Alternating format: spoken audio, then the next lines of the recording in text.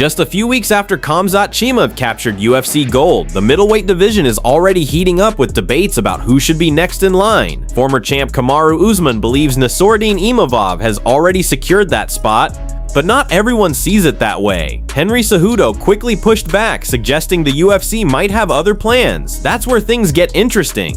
While plenty of fans weren't blown away by Imavov's recent win over Caio Borralho, the French contender has quietly pieced together an impressive streak. In his eyes, he's checked every box needed to earn a title shot, and he's confident the UFC agrees. Still, 185 is one of the deepest divisions in the sport, and timing can make or break contenders.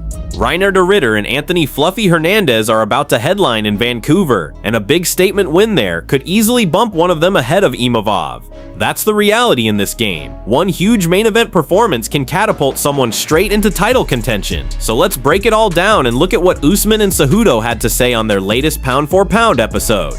Kamaru kicked things off by asking Henry a simple question. Right now, who else at middleweight deserves a title shot more than Nassourdine Imavov? Henry agreed Imavov has done plenty, but he reminded Kamaru that the UFC always has a trick up its sleeve. If Reinier de Ridder or even Fluffy Hernandez deliver something spectacular in their main event, the promotion could easily slide one of them into the title picture instead. We've seen it happen before. Kamaru pushed back, saying Imavov has earned it, no question, but Henry doubled down. This isn't the Olympics, Kamaru. One flashy win can change everything. He explained that the UFC has no problem skipping over contenders if the timing makes sense, and Imavov could very well get passed up depending on how things play out in Vancouver. Who right now in that middleweight division you would say deserves a title shot more than Nassourdine Imavov? You're right. You're right, but remember what we always say all the time. The UFC will always have something up their sleeve. RDR or the winner of RDR, and these guys, they put on a performance but you can slide in Kush. We see it in the past. You are wrong.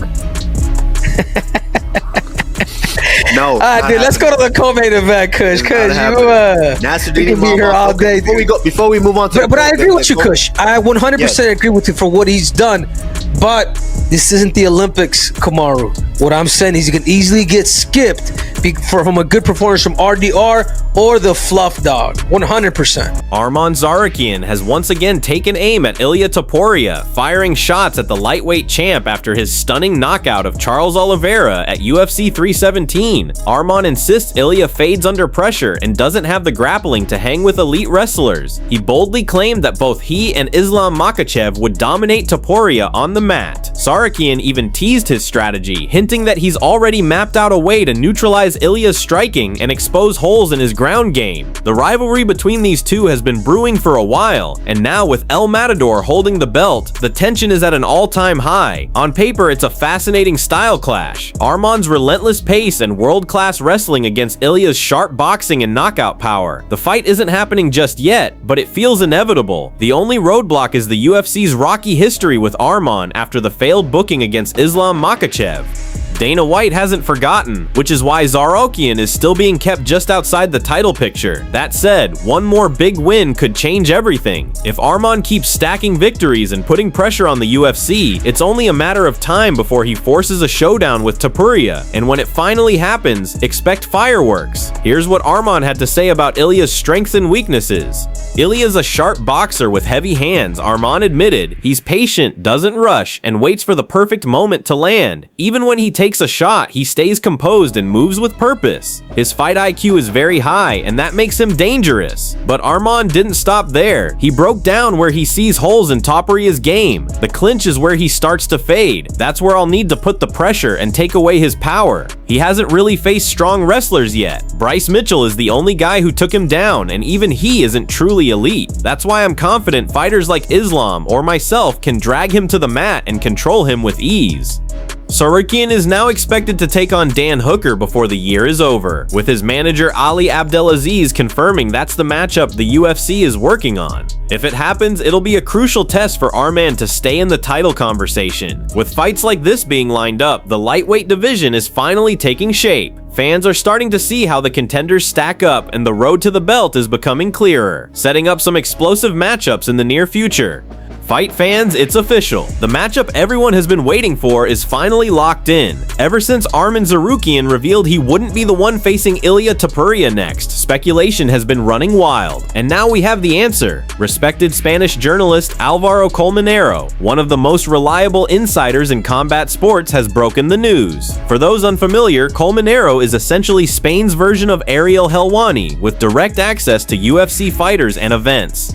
He's built a track record of breaking every single Topuria fight before the UFC announces it. Most recently, his scoop on the Charles Oliveira clash at UFC 317. According to Colmenero, Ilia Topuria is set to defend his lightweight title against Justin Gaethje in January at UFC 324.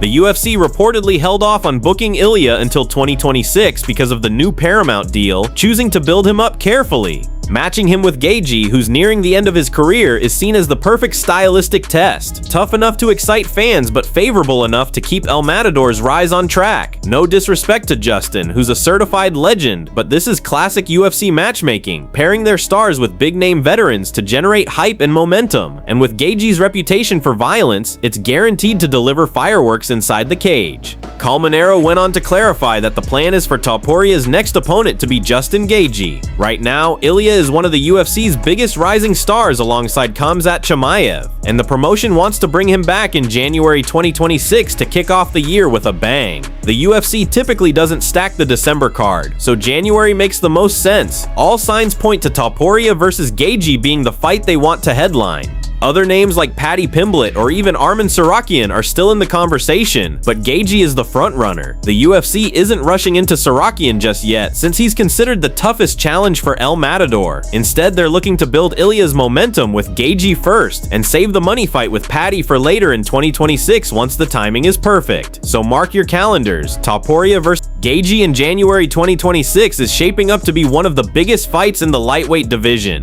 Now the big question, how does this matchup play out? Stylistically, on paper, most expect a stand-up war. Gaethje is always dangerous in a firefight, but if El Matador decides to mix in his grappling, things could get very interesting. A lot of fans tend to overlook Topuria's ground game because his striking is so lethal, but Joe Rogan has pointed out that's a mistake. On his podcast, Rogan explained that people see Ilia as just a knockout artist, but in reality, he's dangerous everywhere. His jiu-jitsu and wrestling are high level, and when you combine that with his boxing, he's a threat in every position. As Rogan put it, when you face Topuria, it's not just one area you have to worry about. It's all danger, all the time. People see a guy who can strike like you do, they kind of forget about the ground game. You know, they forget that your ground game is very elite too.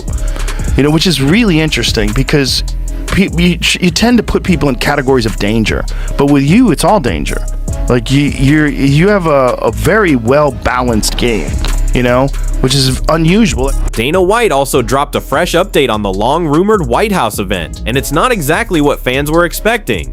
The original plan was to stage it around July 4th, which had fans buzzing since the holiday conveniently falls on a Friday next year. But according to Dana, the timing just doesn't work. He explained that the president's schedule on Independence Day is completely packed, with appearances scheduled across multiple states.